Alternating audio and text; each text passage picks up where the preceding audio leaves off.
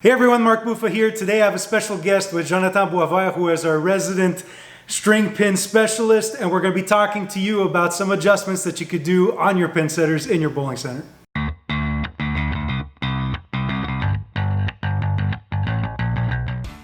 Okay, so we're going to be talking about string pin machines. More specifically, we have a TMS here from QubicaAMF. So Jonathan, let's talk a little bit about some of the adjustments here. Obviously, being a string machine, we're going to have to adjust the strings and also maybe change some strings. So what's the frequency at which that, someone would do that in a bowling center? I would suggest changing the strings not all the time, pretty much whenever's needed there, and the adjustment should be done pretty much every day if there's enough bowling there. Okay, so how long would it take to just adjust a couple of pins, right? Pretty much 5 to 10 minutes on each machine there, so that's pretty much it. If there's a major adjustment to do, then you'll probably consider taking 25-30 minutes per machine.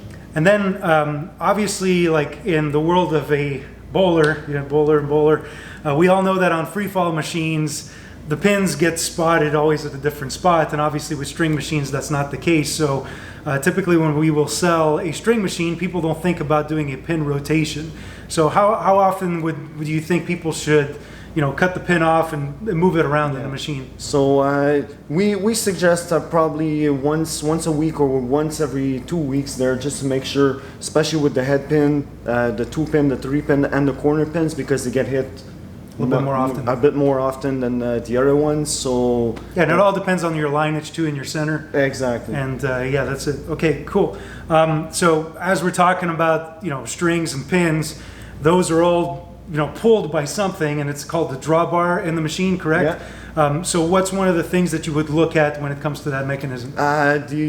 What you want to do is pretty much do like a string adjustment. So you want to make sure the drawbar goes all the way to the home position, and that it's not too tight or too loose, so that way the machine runs the way it should be running. So we spoke about changing pins, rotation, adjusting the string.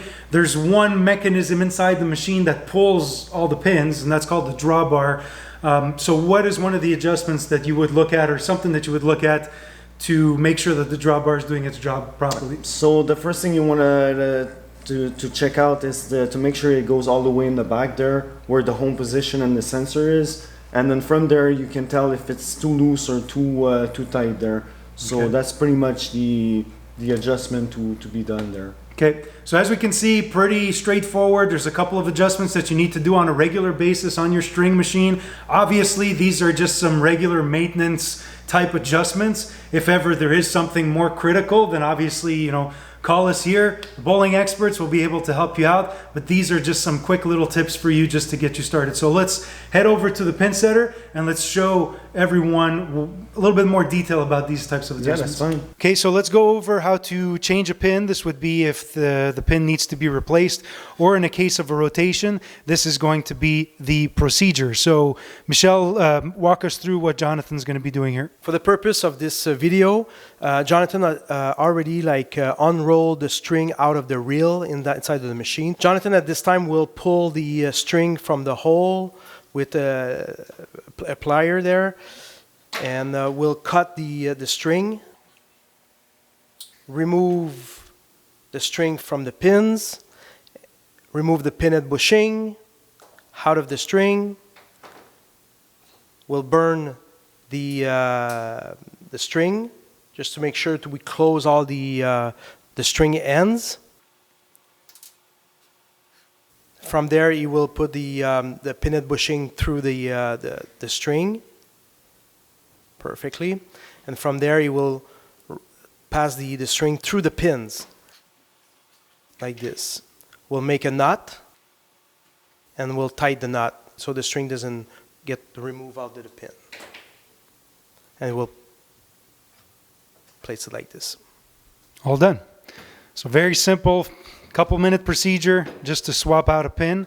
So that was a case where we're changing a 10-pin pin. In a case of a Highway 66 mini bowling, 5-pin or also 10-pin duck pin, we will now show you the process as it is a little bit different. So what are we looking at right now, Michel? Okay, Jonathan already removed the string out of the pin. Now what Jonathan's going to do is going to use a tubing, half inch. He's going to put it on the base of the pin, and he's going to slide the string inside of the head of the pin and remove the tubing under. Here we go. So the tubing, the purpose of the tubing, is line up the string in the middle so the string doesn't get cut in the side of the pin from the inside. So from there, it will put the string through the pinhead bushing, right? And from there, it will make a knot at the end. We'll use a pair of pliers to make sure it's real tight so the knot doesn't undo itself. And we'll pull the pinhead bushing and the string through the pin. Don't forget, pinhead bushing, good for duck pin, Highway 66, but 5-pin, they don't use pinhead bushing. All right, so that's basically a couple minutes to swap out your pins in a case of a broken pin or rotation. Okay, so as we see here in the images, we've got pins 1, 3, 6, and 10 that are out of adjustment. What are the necessary steps that Jonathan needs to take to readjust the machine? Well, the first step, Jonathan will press on the string adjustment. When he presses on the string adjustment, the machine will, in the drawbar, will go back and forth to position itself on the position that Jonathan needs to do the adjustment of the string. Jonathan, on the step number 2, what he wants to do is do the adjustment of the string. So he will pull out the reel and make the turn if he needs more tension or less tension of the string. At the same time, Jonathan will look at the arm where you got the reel is attached to, and from there he will make sure he lines up everything equally.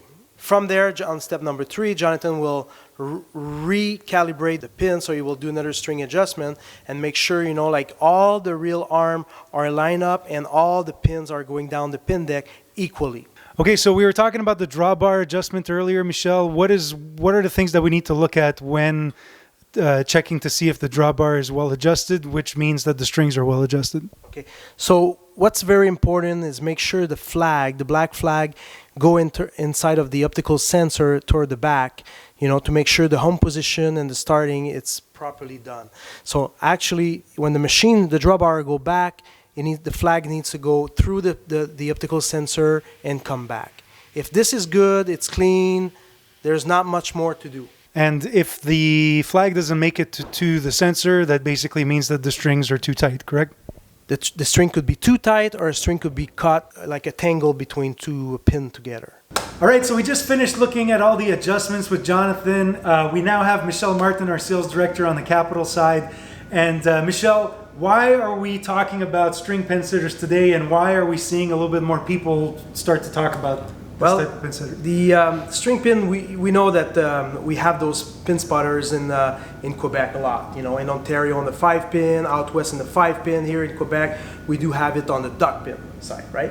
Now the trend as we see this is less technicians, specialized technician in the bowling alley, you know, for 10-pin. So now people are the new owner, or the people are going toward that purchase. You know, like cost of purchase is a lot less, and the cost of operation is a lot less compared to the free fall pin spotters. Right. So is this only like here we've got one lane, so it's very easy for us to have put a string pin machine in, but is it only for small centers, or is it also something that you would recommend for bigger centers as well? We do this operation with the string machine in a residential house, retirement facility, and we do that for a bowling of 4 to 24 lanes. We did last summer 18 lanes at Winkler of string edge from QubicaAMF. Yeah, so it really depends on your needs, what you're looking for, and if you know, cost of operations, ease of mind as well, that you're not going to be worried about something breaking. We saw during the videos with Jonathan that the adjustments are very simple, very quick. It's nothing too crazy. You only need a couple of tools, a couple of wrenches, and that's pretty much it. Couple parts, you know, in case you know, like just a spare part kit, you know, will do the job, and you don't need to have a specialized person that will just work on the pin spotters. You just need somebody that's going to do the maintenance, the general maintenance on the bowling center, and it can be very easy to do the adjustment of the string, move the pins around, you know, like and change parts if needs. Yeah.